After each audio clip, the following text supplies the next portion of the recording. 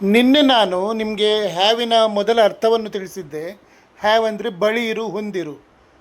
ಯಾರ್ದಾದ್ರೂ ಜೊತೆ ಏನಾದರೂ ಇದೆ ಅಂತ ಹೇಳಲಿಕ್ಕೆ ಸಹ ಹ್ಯಾವ್ ಯೂಸ್ ಮಾಡ್ತಾರೆ. I have, he has, she has, we have, they have ಅಂತ ಹೇಳಿ ನಾವು ನಮ್ಮ ಬಳಿ ಅಥವಾ ನಮ್ಮ ಹತ್ತಿರ ಅಥವಾ ನಮ್ಮ ಜೊತೆ ಏನಿದೆ ಅದನ್ನು ಹೇಳ್ಬೋದು ಅಂತ ಹೇಳಿದ್ದೆ. ಈಗ ಹ್ಯಾವಿನ ಇನ್ನೊಂದು ಅರ್ಥವನ್ನು ಕಲಿಸ್ತಾ ಇದ್ದೇನೆ. ಹ್ಯಾವ್ ಅಂದರೆ ತಿನ್ನುವುದು ಮತ್ತು ಕುಡಿಯುವುದು.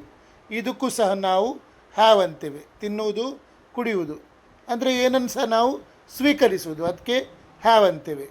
ಹ್ಯಾವ್ ಮತ್ತು ಹ್ಯಾಸ್. ಹ್ಯಾವ್ ಅಂದರೆ ಬಹುವಚನ, ಹ್ಯಾಸ್ ಅಂದರೆ ಏಕವಚನ. Have group. ಹ್ಯಾವ್ ಎಲ್ಲೆಲ್ಲಿ ಬರ್ತದೆ? ಐ, ವಿ, ಯು, ದೇ ಜೊತೆ ಹ್ಯಾವ್ ಬರ್ತದೆ. ನಾನು ಪ್ರತಿದಿನ ಹಣ್ಣು ತಿನ್ನುತ್ತೇನೆ. I have a fruit every day. ನಾನು ಪ್ರತಿದಿನ ಹಣ್ಣು ತಿನ್ನುತ್ತೇನೆ. I have a fruit every day. ನಾವು ಈಗ ಮಧ್ಯಾಹ್ನದ ಊಟ ಮಾಡುತ್ತಿದ್ದೇವೆ. We have lunch now. We have lunch now. ಅಥವಾ ಮಾಡುತ್ತಿದ್ದೇವೆ ಅಂದರೆ ಇದು ಕಂಟಿನ್ಯೂಸ್ ವಾಕ್ಯ ಆದ ಕಾರಣ ಹೀಗೆ ಸಹ ಹೇಳ್ಬೋದು, we are having lunch. We are having lunch. ನೀವು ಸ್ವಲ್ಪ ಕಾಫಿ ಕುಡಿಯಿರಿ. You have some coffee. ಅವರು ರಾತ್ರಿಯ ಊಟ ಮಾಡುತ್ತಿದ್ದಾರೆ. They have dinner. ಇದು ಸಹ ಕಂಟಿನ್ಯೂ ವಾಕ್ಯ ಆದ ಕಾರಣ ನಾವು ಹೀಗೆ ಸಹ ಹೇಳ್ಬೋದು, ದೇ ಆರ್ ಹ್ಯಾವಿಂಗ್ ಡಿನ್ನರ್.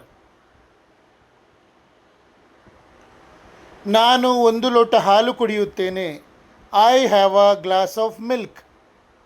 ಈಗ ಹ್ಯಾವ್ ಇದ್ದು ಭೂತಕಾಲ, ಹ್ಯಾಡ್ ಅಂದರೆ ಪಾಸ್ಟ್. ಕುಡ್ದಾಯಿತು, ತಿಂದಾಯಿತು. ಅದನ್ನು ಹೇಗೆ ಹೇಳೋದು? ನಾನು ಬೆಳಿಗ್ಗೆ ತಿಂಡಿ ತಿಂದೆ. I had breakfast in the morning. ನಾವು ಪಾರ್ಟಿಯಲ್ಲಿ ಐಸ್ ಕ್ರೀಮ್ ತಿಂದೆವು.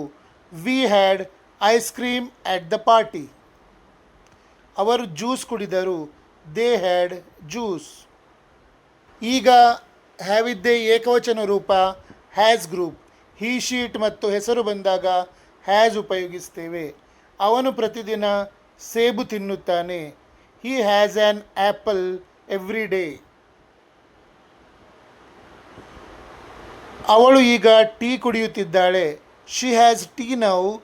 ಕುಡಿಯುತ್ತಿದ್ದಾಳೆ ಅನ್ನೋದು ಕಂಟಿನ್ಯೂಸ್ ಆದ ಕಾರಣ she is having tea. Raju ಮಧ್ಯಾಹ್ನದ ಊಟ ಮಾಡುತ್ತಿದ್ದಾನೆ. Raju has lunch. ಅಥವಾ ಮಾಡುತ್ತಿದ್ದಾನೆ ಎನ್ನುವುದು ಕಂಟಿನ್ಯೂಸ್ ವಾಕ್ಯ ಆದ ಕಾರಣ ರಾಜು ಈಸ್ ಹ್ಯಾವಿಂಗ್ ಲಂಚ್. ಬೆಕ್ಕು ಹಾಲು ಕುಡಿಯುತ್ತಿದೆ. Cat has milk. ಅಥವಾ ಇಟ್ ಸಹ ಹೇಳ್ಬೋದು, ಇಟ್ ಹ್ಯಾಸ್ ಮಿಲ್ಕ್.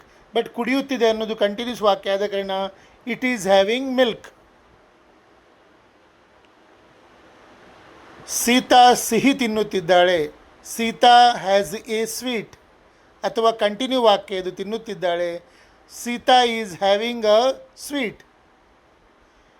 ಈಗ ತಿಂದಾಯಿತು, ಭೂತಕಾಲ, ತಿಂದೆ. ಈ ಶೀಟ್ನ ಭೂತಕಾಲ ಇದು ಸಹ ಹ್ಯಾಡೆ. ಐ ವಿ ಯು ದೇಯ ಭೂತಕಾಲನೂ ಹ್ಯಾಡೆ. ಸೊ ಹ್ಯಾಡಲ್ಲಿ ಕನ್ಫ್ಯೂಷನ್ ಇಲ್ಲ, ಗ್ರೂಪ್ ಇಲ್ಲ, ಒಂದೇ ಹ್ಯಾಡ್ ಗ್ರೂಪ್. ಅವನು ಒಂದು ಕಪ್ ಕಾಫಿ ಕುಡಿದನು. He had a cup of coffee. ಅವಳು ಹಣ್ಣುಗಳನ್ನು ತಿಂದಳು. She had fruits. ಕಿರಣ್ ತನ್ನ ಮಧ್ಯಾಹ್ನದ ಊಟ ಮಾಡಿದನು. Kiran had his lunch. ನೆನಪಿಡಿ, ಹ್ಯಾಸ್ ಹ್ಯಾವ್ ಪ್ರೆಸೆಂಟ್. ತಿನ್ನುತ್ತೇನೆ, ಕುಡಿಯುತ್ತೇನೆ, ಮಾಡುತ್ತಿದ್ದೇನೆ. ಹ್ಯಾಡ್ ಅಂದರೆ ಪಾಸ್ಟ್, ತಿಂದೆ, ಕುಡಿದೆ, ಮಾಡಿದೆ. ಸೊ ಇದೇ ಥರ ನಾನು ನಿಮಗೆ ಹ್ಯಾವಿನ ಎರಡು ಅರ್ಥಗಳನ್ನು ಹೇಳಿಕೊಟ್ಟಿದ್ದೇನೆ. ಒಂದು ಹ್ಯಾವ್ ರೂಪದಲ್ಲಿ ಬಳಿ ಇದೆ, ಇನ್ನೊಂದು ಹ್ಯಾವ್ ಅಂದರೆ ತಿನ್ನು, ಕುಡಿ, ಈ ಥರ. ಈಗ ಹ್ಯಾವಿನ ಮುಖ್ಯ ರೂಪ ಸಹ ಇದೆ, ಅದಕ್ಕೆ ಟೆನ್ಸಲ್ಲಿ ಯೂಸ್ ಮಾಡ್ತೇವೆ ಅದನ್ನು. ಅಲ್ಲಿ ಹ್ಯಾವ್ ಮತ್ತು ಥರ್ಡ್ ಫಾರ್ಮ್ ಅಥವಾ ಹ್ಯಾವ್ ಮತ್ತು ಬೀನ್ ಈ ಥರ ಬರ್ತದೆ. ಸೊ ಅದನ್ನು ಸಹ ಮುಂದೆ ಕಲಿಯೋಣ. ಈಗ ಏನು ಹೇಳಬೇಕಂದ್ರೆ, ಕೆಲವರು ನನಗೆ ಕೇಳ್ತಿದ್ದಾರೆ, ಅವರಿಗೆ ಕ್ಲಾಸ್ ಕಲಿಬೇಕು ಇಂಗ್ಲೀಷ್ ಅಂತ ಹೇಳಿ. ಸೊ ಹೇಗೆ ಕಲಿಯುವುದಂತ ಗೊತ್ತಾಗ್ತಾ ಇಲ್ಲ. ನನ್ನ ವಿಡಿಯೋ ನೋಡ್ತಾರೆ ಫೇಸ್ಬುಕ್, ಯೂಟ್ಯೂಬಲ್ಲೆಲ್ಲ. ಸೊ ಅವರಿಗೆ ಎಲ್ಲಿಯಾದರೂ ಕಲೀಲಿಕ್ಕಿದ್ರೆ ನನ್ನ ನಂಬರಿಗೆ ವಾಟ್ಸಪ್ ಮಾಡಿ. ನಾನು ನಿಮಗೆ ಡೈರೆಕ್ಟ್ ನಿಮ್ಮ ವಾಟ್ಸಪ್ ನಂಬರಿಗೆ ಡೇ 1, ಡೇ 2, ಡೇ 3 ಹೀಗೆ ಕಂಪ್ಲೀಟ್ ಕೋರ್ಸಿನ ವಿಡಿಯೋಗಳನ್ನು ನಾನು ನಿಮಗೆ ನಿಮ್ಮ ವಾಟ್ಸಪ್ ನಂಬರಿಗೆ ಕಳಿಸ್ತೇನೆ. ಅದರದ್ದೊಂದು ಸ್ಮಾಲ್ ಫೀಸ್ ಉಂಟು, ₹599. ಅದು ನನಗೆ UPI ಮೂಲಕ ಕಳಿಸಿದರೆ ನಾನು ಫುಲ್ಲು ಕೋರ್ಸ್ ನಿಮಗೆ ಕಂಪ್ಲೀಟ್ ಕೋರ್ಸನ್ನು day 1 day 2 day 3 with instructions ಕಳಿಸ್ತೇನೆ. ಸೊ ನಾನು ಹಾಗೆ ಕಳಿಸಿದ ಹಾಗೆ ನೀವು ಅದನ್ನು ಕಲಿತಾ ಹೋದರೆ ನಿಮಗೆ 3 ತಿಂಗಳಲ್ಲಿ ಅಲ್ಲೂ ಇಂಗ್ಲೀಷ್ ಮಾತಾಡಲಿಕ್ಕೆ ಬರ್ತದೆ. That is my